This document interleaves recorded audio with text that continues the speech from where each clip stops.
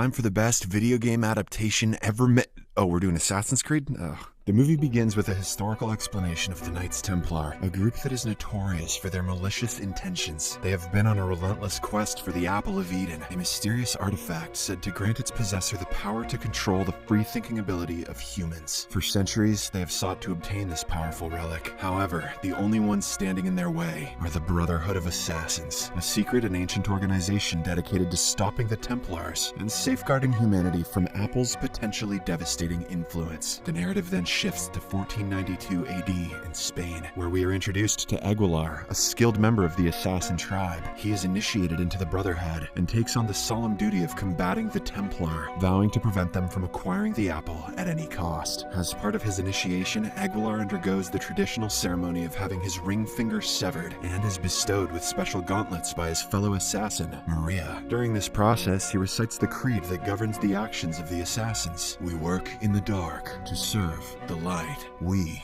are assassins. The scene then fast forwards to the 20th century, where we meet Callum Lynch, a troubled young boy. He tries to ride his bicycle across rooftops, but sadly, this is a dumbass idea, and he cannot make it to the other end and falls. After this, he goes home, only to encounter a tragic event involving his assassin father and Templar mother. He spots his mother sitting lifeless on a chair, and his father holding a knife, making it evident that he killed her. Just then, a group of Templars approach the house, and so Callum's father advises him to run away. Left with no choice, the scared boy escapes through the rooftops, leaving his old life, and thankfully his bicycle, behind. In the present day, an adult Callum finds himself imprisoned and condemned to death for a crime he allegedly committed. It's his birthday, and he is supposed to be given the death penalty on the same day. The prison guards take him to a torture room, where they tie him to a bed and inject a mercury fluid inside of him. In the last few minutes, Callum remembers all the beautiful moments he spent with his mother, and also curses his father for troubling them. Surprisingly, Callum then opens his eyes inside a mysterious facility where he meets Dr. Sophia Riken. She tells him that he is already dead to the rest of the world. Dr. Sophia then reveals that he has a unique heritage and that he must help her in her research. Callum, who is still confused as to what is going on, gets up and tries to escape. However, when he crawls to the edge of the facility, he discovers that he is somewhere in the outer world and it's impossible to run away. Dr. Sophia tells him that he is inside the Abstergo Foundation building, a company seeking to achieve global peace.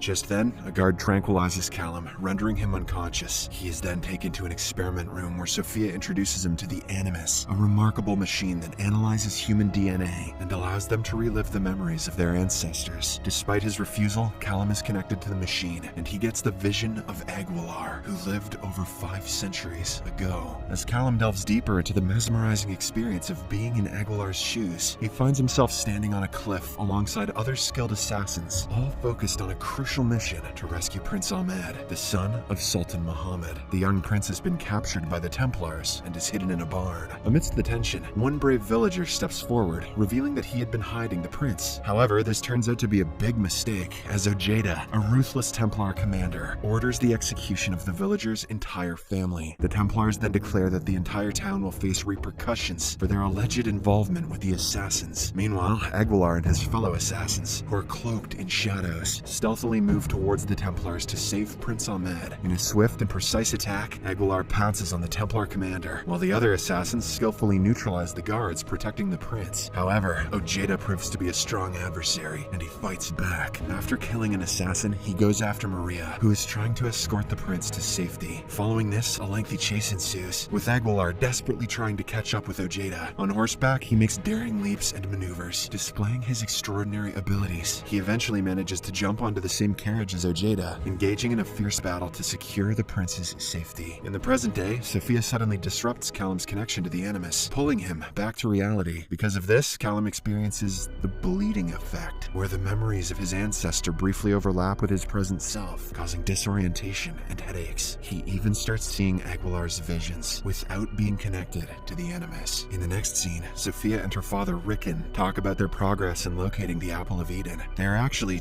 Templars, who believe that Callum, being a descendant of Aguilar, holds the key to its hiding place. Sophia's desire to secure her place in Templar history drives her determination, while Rickon is eager to obtain the apple to further the Templars' goals of controlling humanity. Meanwhile, as Callum wakes up from the Animus, he is still having lingering visions of Aguilar and his past life. Sophia explains the Animus's purpose and urges Callum to cooperate fully to unlock more valuable information and memories from his genetic lineage. She calms Callum down and then takes him to the other room, informing him that they have been monitoring him since his birth. Sophia also shares the tragic backstory of Aguilar, revealing that his parents were murdered by Ojeda, driving him to seek revenge and eventually join the assassins. Hearing all this, the significance of the apple and its connection to Aguilar's past life begins to unravel, and Callum realizes the immense responsibility that he bears. The scene then shifts to the facility's dining hall, where Callum becomes the subject of curiosity and observation by other patients, who are also part of the Templar experiments. Right then, Moza, a descendant of a Haitian assassin, reaches out to Callum, cautioning him to make the right choices and align himself with the true cause. He secretly suggests Callum not cooperate with Templars. On the other hand, tensions rise as Rickon confronts Sophia about Callum's progress. He demands immediate results and threatens to replace her if she doesn't comply. Sophia, however, remains steadfast in her determination to unlock the secrets hidden within Callum's genetic memory. When Callum is alone in his room once more, he sees the haunting image of Aguilar. The visions trigger something within Callum, and he suddenly finds himself shadow fighting with his ancestor. To his amazement, Callum discovers that he possesses the agility and combat skills of Aguilar by one of the assassin descendants, but somehow he manages to defend himself until the guards intervene. Following this, Callum willingly returns to the Animus, diving himself back into Aguilar's memories. This time, Aguilar and Maria locate the apple in the possession of the Sultan, who plans to exchange it for his son's release. As the Templar Grand Master Thomas opens the box containing the apple, Aguilar and Maria launch an attack on the soldiers, creating chaos. Aguilar manages to hold Thomas at knife point, but on the other hand, Ojeda does the same to Maria. This causes a tense standoff between the two parties, but in the end, Maria sacrifices herself to protect the Creed. Enraged at the loss of his dear friend, Aguilar unleashes a brutal attack on Ojeda and eventually kills him using Maria's hidden blade. He then escapes the scene with the Apple of Eden. Aguilar fights his way out of the tunnel, but finds himself surrounded by soldiers. However, determined to keep the apple safe, he leaps over a bridge and into the water, swimming away to safety. Back to the present, we see the Animus slowly falling apart, but surprisingly, Callum is unharmed and still connected to Aguilar. The scientists around him eagerly observe Aguilar meeting with Christopher Columbus and handing over the apple, making him swear to keep it safe and a secret until his death. After this revelation, Sophie quickly orders her men to dig Columbus's grave and find the Apple of Eden. As the other assassins sense the change in the facility, they engage in fierce battles with the guards to reach Callum and kill him. Meanwhile, Callum finds himself in a mental landscape surrounded by Aguilar and other Creed assassins. He sees the face of his mother, dressed as an assassin, leading him to find the apple. In a desperate move, Rickon orders his men to purge the facility and prepares to escape. The other assassins successfully take control of the facility, eliminating the guards and making their way to the Animus. Joseph also fights bravely, but is eventually killed. Later, when the assassins reach the Animus, they are shocked to see Callum talking to his dead mother. She emphasizes the importance of the Creed and tells him to stop the evil. With this, Callum finally embraces his role as an assassin and leads the others in a counterattack against the Templar soldiers, flooding the room. He rushes to the rooftop, hoping to stop Rickon's escape. Unfortunately, it is too late, as Rickon takes off in a helicopter. Next, the Templars conduct a secret unveiling of the Apple of Eden. When Sophia finds out about her father's ill intentions, she refuses to be with him and even tries to stop him from announcing their evil plans. However, Rickon does not listen to her and unveils the apple at the gathering. Unbeknownst to them, Callum and the assassins have already infiltrated the building and are poised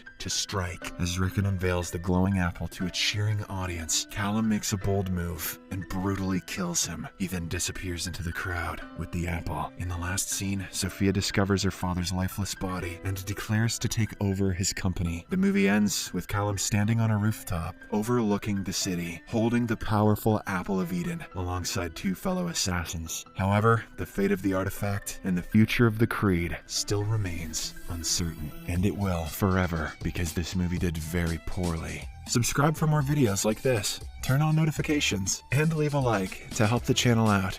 Thank you for watching.